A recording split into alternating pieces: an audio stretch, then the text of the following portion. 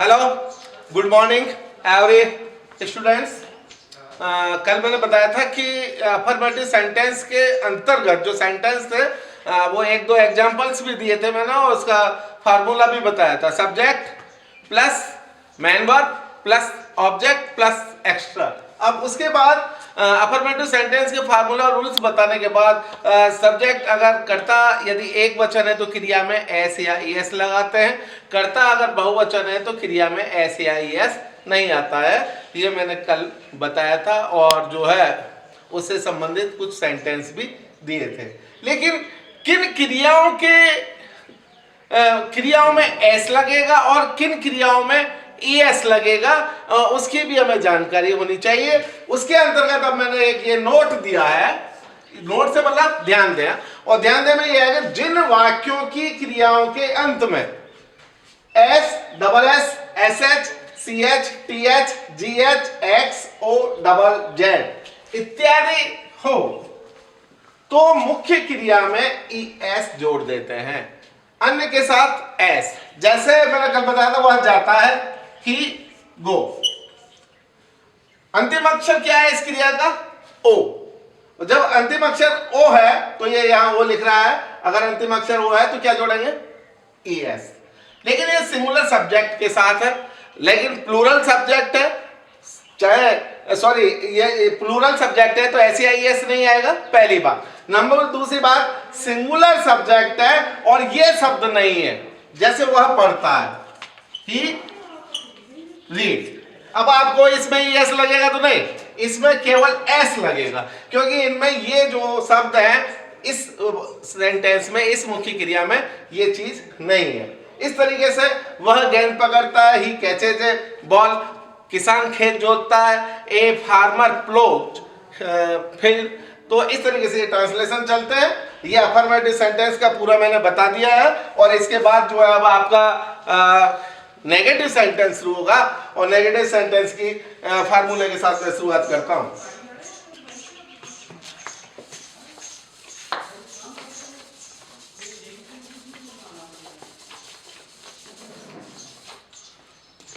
Negative sentence,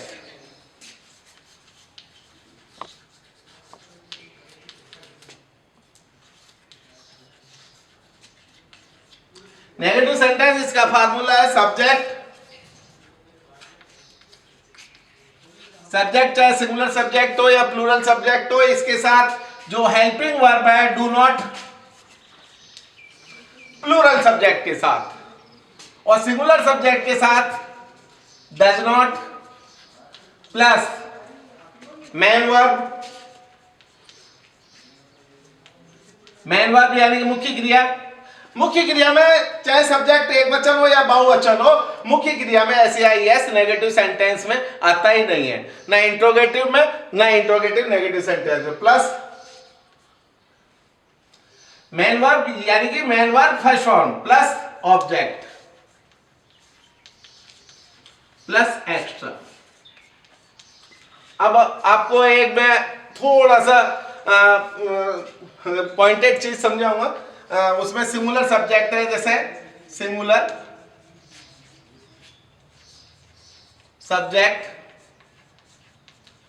subject आपके हो गए ही, सी, एट या देम।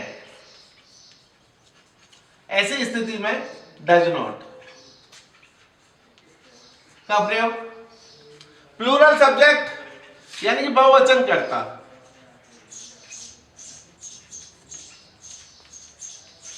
प्लूरल सब्जेक्ट में दे, यू,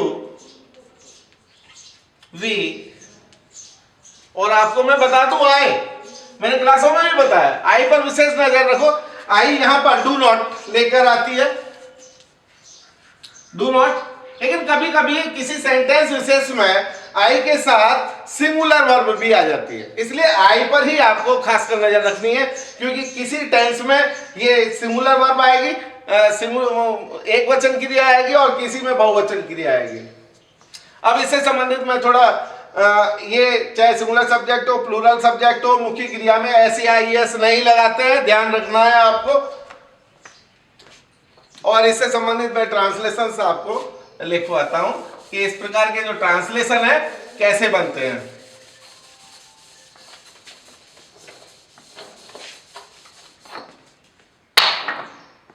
हाँ, जैसे राधा नदी में नहीं तैरती है, राधा, अब आपने मालूम राधा एक वचन है, राधा डज नॉट, और मैंने ये बताया था कि मुख्य क्रिया में नेगेटिव सेंटेंस के अंतर्गत चाहे सब्जेक्ट सिंगुलर हो या प्लूरल, SEIS नहीं आएगा। तो Radha does not swim in the river.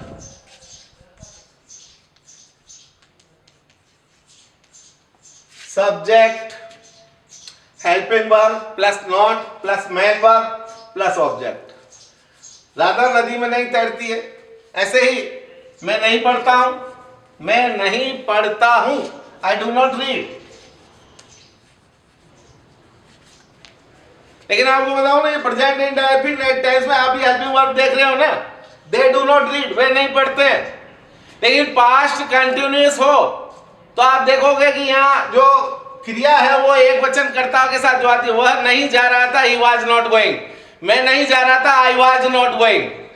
तो इस तरीके से आई पर विशेष नजर रखनी है, वहां पर आई के साथ वाज है लेकिन यहाँ आई के साथ डू है।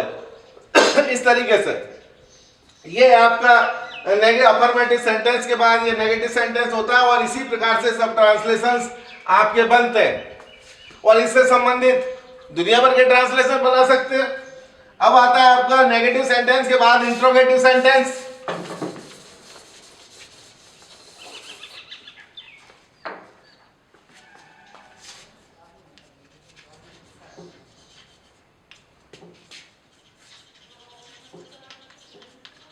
इंट्रोगेटिव सेंटेंस के अंतर्गत जो हेल्पिंग वर्ब है, डू एंड डज, वो सब्जेक्ट से पहले आ जाएगी, जैसे डू या does plus subject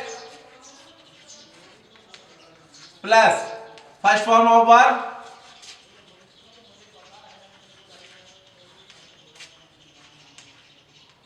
plus object. Extra लिख सकता था, जगह नहीं है, क्वेश्चन मार्क। अब इसमें क्या है, जो वाक्य की जो शुरुआत है वो क्या से शुरू होगी, जैसे क्या वह नहीं सोता है, या क्या वह नहीं पढ़ता है, क्या वह नहीं खाता है, तो उसका यह है डज ही नॉट रीड, क्या वह नहीं पढ़ता है। इंट्रोगेटिव से डज ही रीड, और ये क्वेश्चन मार्क हो गया आपका, क्या वह पढ़ता है। क्या तुम खेलते हो, डू यू प्ले। मैं छात्रों को देखा क्लास के अंतर्गत जब ट्रांसलेशन बनाते हैं तो जो पहला जो वर्ड है, मैंने कई बार कहा था उनसे कि आपका कैपिटल में होना चाहिए, और कैपिटल में ही होना चाहिए। जब क्या आ गया तो क्वेश्चन मार्क भी होना चाहिए। बहुत से बच्चे कॉपी चेक कराने आते हैं लेकिन ये चीजें ध्यान में नहीं रखते हैं।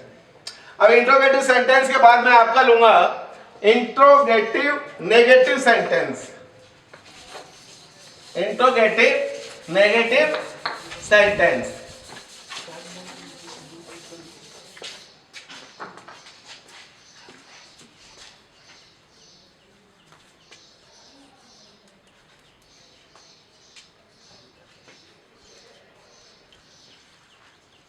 प्रश्नवाचक नकारात्मक वाक्य, इनको हम बोलेंगे, इसका फार्मूला है डू डज प्लस सब्जेक्ट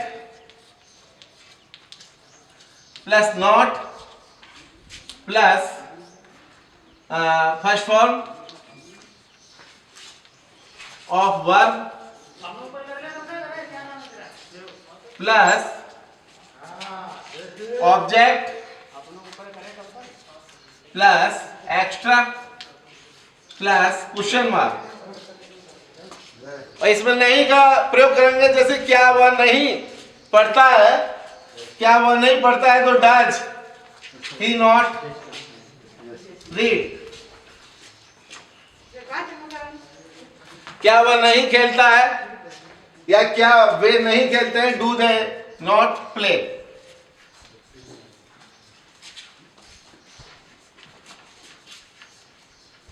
इस तरीके से आपके 4 प्रकार से ट्रांसलेशन बनते हैं, affirmative sentence, negative sentence, interrogative sentence, interrogative negative sentence. अगर मैं एक तरीके से बोलूं, अफर्मेटिव वह खेलता है, ही प्लेज, वो नहीं खेलता है, negative he does not play. क्या वो खेलता है, डज ही प्ले। क्या वो नहीं खेलता है, डज ही नॉट प्ले। इस तरीके से अफर्मेटिव, नेगेटिव, इंट्रोगेटिव और इंट्रोगेटिव नेगेटिव सेंटेंस बनते हैं। अब आइए देखिए, ये प्रेजेंट इंडेफिनिट टेंस आपका एक तरीके से यहाँ पूरा होता है, लेकिन आपको दूसरी चीज मैं बता दूं, फ्रेमिंग क्वेश्चन।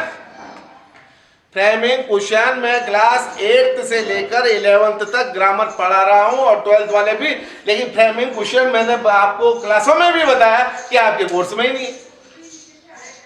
वो इंग्लिश टू इंग्लिश वो आते हैं, डायरेक्ट इनडायरेक्ट वगैरह में वो 1-2 जगह भी आते हैं एक्टिव पैसिव वॉइस में, लेकिन वैसे जनरली हिंदी से ट्रांसलेशन नहीं पता।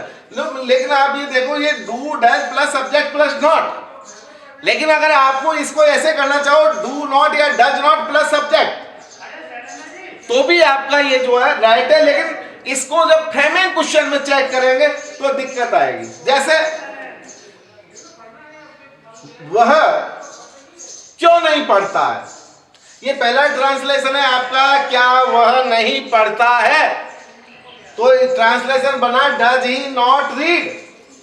लेकिन इसी ट्रांसलेशन को जब हम ये बोलेंगे वह क्यों नहीं पढ़ता है, तो आपको करना कुछ नहीं है, केवल यहां पर वाई लगा देना है।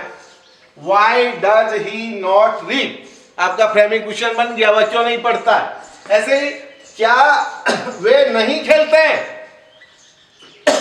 तो अगर इस ट्रांसलेशन को वे क्यों नहीं खेलते तो आप यहां पर वाई का प्रयोग कर सकते हो। Why do they not play, या वे कहां नहीं खेलते हैं, where do they not play, वे कब नहीं खेलते हैं, when do they not play. तमाम तरीके से जो WS से जो बने होते हैं, वो जो WH, वाई, वेयर, वेयर वगैरह इनसे पहले रख देते हैं वो फ्रेमिंग क्वेश्चन।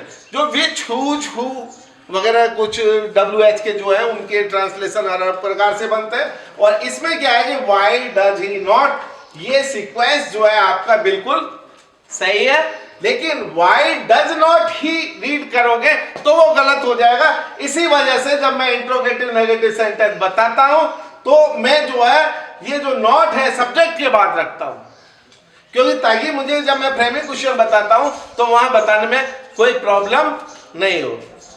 ये अब आपका ये एक तरीके से प्रेजेंट इंडेफिनिट जो टेंस हमने लिया था वो बिल्कुल कंप्लीट हो चुका है, और मैं इसके आगे एक रिकमेंड्स और आई है। मैं चाहता तो यही था कि simple present tense, simple past tense, simple future tense.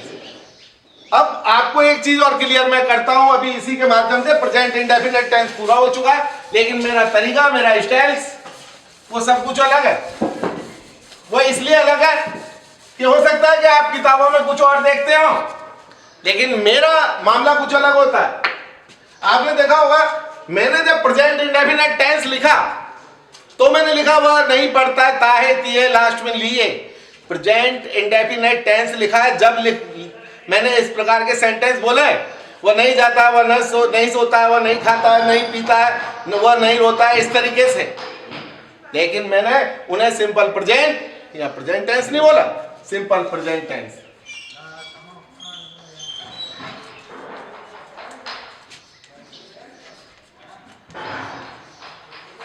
Simple present tense, वह मेरा भाई है, ही इज माय ब्रदर, वह मेरी बहन है, शी इज माय सिस्टर।